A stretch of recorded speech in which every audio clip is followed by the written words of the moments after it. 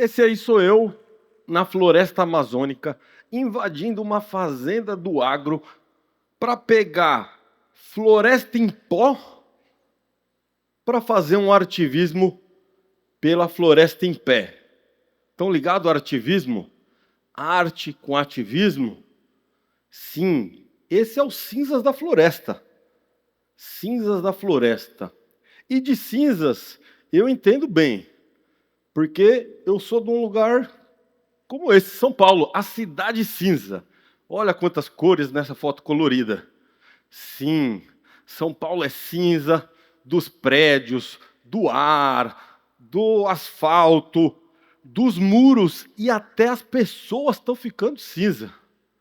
E por isso que eu faço grafite, fico pintando as paredes, tentando transformar essa cidade numa cidade mais colorida. Que é a mesma coisa que os artistas fazem nessa cidade e tem gente apagando grafite aqui de cinza, que é uma vergonha. Mas voltando aqui, é isso, cinzas, como transformar. E foi nessa cidade que eu descobri o artivismo e conheci super-heróis, que são essas pessoas aqui, catadores de materiais recicláveis. Porque eles levam nas costas da reciclagem do Brasil. 90% do que a gente recicla, quem coleta são catadores. Mas de modo precário, invisibilizado. Então você vê, toda essa cidade aí está produzindo lixo. Porque eu, você, todo mundo gera lixo. 1 quilo por dia. Resíduo. Mas quem recicla é essa pessoa aqui em condições precárias. Bom, fazendo grafite eu comecei a encontrar esses catadores pela cidade e comecei a pintar os carrinhos deles, escrevendo mensagens, pintando, aumentando sua autoestima. E eu mergulhei nesse universo e não parei mais, porque tem catadores em todos os lugares, não é algo de São Paulo, não. Inclusive, eu fui escrevendo mensagens, olha lá, um catador faz mais que o ministro do Meio Ambiente, eu reciclo e você, meu carro não polui, sempre questionando que essa tal sustentabilidade quem faz são os catadores e catadoras. E não só no Brasil, mas no mundo. Eu tive o privilégio de rodar 30 países aí, vendo de perto que eles são pessoas fundamentais no mundo. Bom, vou dar uma avançada bem grande aqui. Eu fiquei muitos anos fazendo isso sozinho, 5 anos. Mas aí eu decidi fazer junto, porque nenhuma mudança a gente vai fazer sozinho. Esse foi o principal erro que eu entendi, eu estava fazendo sozinho. Aí eu convidei voluntários, artistas, e fizemos o Pipe Mais Carroça há 14 anos atrás. Uma atividade para a gente reformar os carrinhos, dar um óculos de grau, dar uma moral para os catadores, né? E não parou mais, virou um grande movimento pelo Brasil e pelo mundo fazendo isso, arte com ativismo em prol dos catadores de materiais recicláveis. E eu fui conhecendo eles e entendendo mais, né, nessas horas pintando, conversando com catadores, e eu comecei a entender uma coisa visível, que é o próprio lixo que a gente gera. Isso aqui é a capital do Brasil, é o lixão da estrutural. E assim, muitos catadores vivem nisso. E, gente, quando vocês olharem isso aqui, isso é o nosso dia a dia. Porque é o lixo, isso aqui veio da tua casa. Você produziu isso agora há pouco. A gente tem um excesso de embalagens, um excesso de consumo. E esse excesso está afogando a gente num grande lixão. E os catadores mitigando isso no meio dos urubus, isso não é certo. Foi com o artivismo que eu fui questionando isso. Mas é isso aqui é um excesso, isso aqui é um crime ambiental. Isso é um lixão na Indonésia. Só para você ter ideia, no Brasil ainda existem mais de 3.000 lixões a céu aberto, que é totalmente regular, foi proibido desde 2013. E seguem por aí. Só que é longe dos nossos olhos e ninguém vê. Então, com a arte, eu comecei a trazer isso. Mas falando em crime ambiental, não posso deixar de falar desse, que é o maior crime socioambiental da nossa história. Brumadinho. Isso aqui é igual aquela pilha de resíduo. Isso aqui é uma pilha de resíduo tóxico, rejeito da mineração. Para fazer ferro, tudo isso que está aqui em nós, em tudo que a gente consome, vem da mineração. E ela gera lixo, esse resíduo, e engoliu uma cidade inteira, matando aí muitas pessoas. E eu, como ativista, fui lá. Olha eu ali de novo, fazendo mais uma expedição para entender a dor dessas pessoas, entender esse absurdo. E eu fui lá coletar essa lama. Não sabia o que eu ia fazer. Mas o que tinha mais lama, eu fui pegar essa lama. Bom, chegando em São Paulo, eu fiquei impressionado com o peso dela e fui fazer um teste que eu sempre quis fazer. Colocar um ímã na lama tóxica e aqui era o resultado. Saiu uma bola de ferro. Aí você mostra o quanto aquela lama era tóxica. Mas enfim, quando eu fiz esse teste, eu percebi que ela manchou o papel, manchou minha mão, e eu vi ela como pigmento. Eu vi ela como matéria-prima. E quem me ensinou isso foram os catadores de materiais recicláveis. Ver no resto dos outros, no excesso da nossa civilização, uma oportunidade de trabalhar, um trabalho digno, honesto, sustentando a sua família. Mas eu também estava cansado de fazer grafite só com spray, gerando resíduo, né? Eu uso um spray, acabou, o que eu faço com aquilo? Vou reciclar, mas, só lembrando de resíduo, reciclar é a última coisa para fazer. A gente tem que primeiro reduzir o nosso lixo, então anota aí, dá para reduzir o dia inteiro o resíduo, e também reutilizar, que é o que eu estava fazendo aqui, pegando o rejeito, o resíduo e reutilizando. Aí eu fiz tinta com isso. E resolvi pintar uma obra. Mas que obra eu ia pintar? Pensei logo Guernica, de Pablo Picasso, que é uma obra que eu admiro muito. Outro artivista aí que registrou a Guerra Civil Espanhola na cidade de Guernica, e por isso o mundo inteiro até hoje sabe o que é Guernica. E eu estou mostrando aqui porque ele fez uma obra. Então eu resolvi, por que eu resolvi essa obra? Porque se você reparar, ela tem elementos de dor, tem pessoas morrendo, uma mulher chorando com o filho morto no colo, um boi, o cavalo, todo mundo passando um veneno por essa guerra. E eu vi essas mesmas imagens em Brumadinho. Olha o cavalo ali atolado, o boi, o resgate, pessoas perdendo seus filhos. E foi aí que eu fiz essa releitura. Então eu usei a lama tóxica para fazer uma pintura. E eu fiz essa releitura de Guernica e colocando ali, você vê a mesma coisa, o cavalo, as coisas, a bandeira do Brasil, enfim. E aí eu vi o poder de usar esses pigmentos de crimes ambientais para marcar na história. Voltei para Brumadinho para pegar mais lama, para pintar a maior obra que eu tinha feito até então. Pintar um prédio inteiro com lama tóxica de Brumadinho. E aqui eu estava criando essas tintas, e aqui já sou eu pintando. No centro de São Paulo, uma releitura de Operários, da Tarsila da Amaral. Uma das obras mais simbólicas que mostra a nossa diversidade brasileira, os trabalhadores cansados. E eu fiz isso, uma homenagem aos operários de Brumadinho que perderam suas vidas pela ganância de empresa. Sim, existiam relatórios que mostravam que aquilo ia colapsar e foi ignorado porque dá mais lucro, né? Inclusive, esse excesso de lucro é o grande problema porque a gente está vivendo essa grande autodestruição. Bom, eu lancei isso aqui no dia de um ano de aniversário do crime ambiental de Brumadinho, e isso gerou uma grande repercussão nas redes, na imprensa e tal. E foi aí que eu vi a primeira vez o ativismo com esses pigmentos ambientais. E colocando, inclusive, reinterpretando obras num novo momento, com a autorização da filha da sobrinha da Tarsila, enfim, essa pesquisa na arte brasileira. E aí, de repente, aconteceu um outro crime ambiental, que é esse aqui, vazamento de óleo no Nordeste. Quem lembra aquele petróleo? Pegou em vários estados, muitas localidades, tudo óleo, manchas, e quem tirou o óleo no braço foi o povo nordestino, fazendo isso aqui, mas o óleo é muito tóxico. E essa foto do Léo Malafaia me comoveu muito, porque eu consegui ver o esforço dessa criança, ele cheio de petróleo.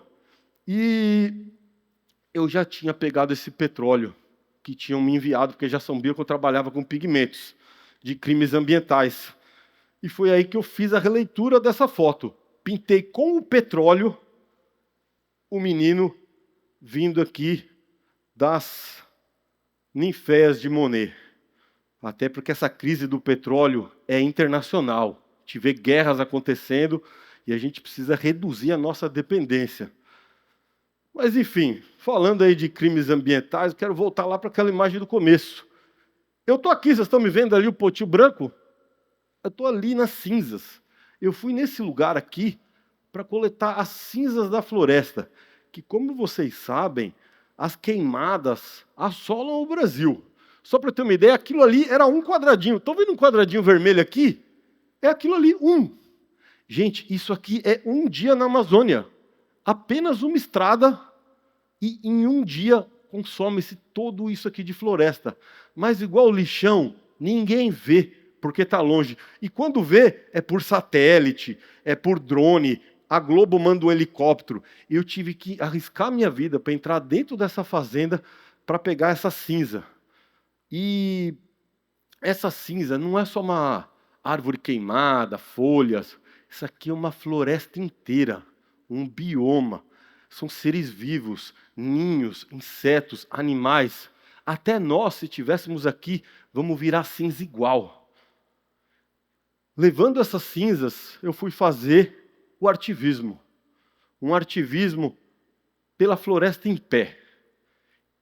E para isso, eu fui de novo estudar esse pigmento, e são muito mais do que 50 tons de cinza.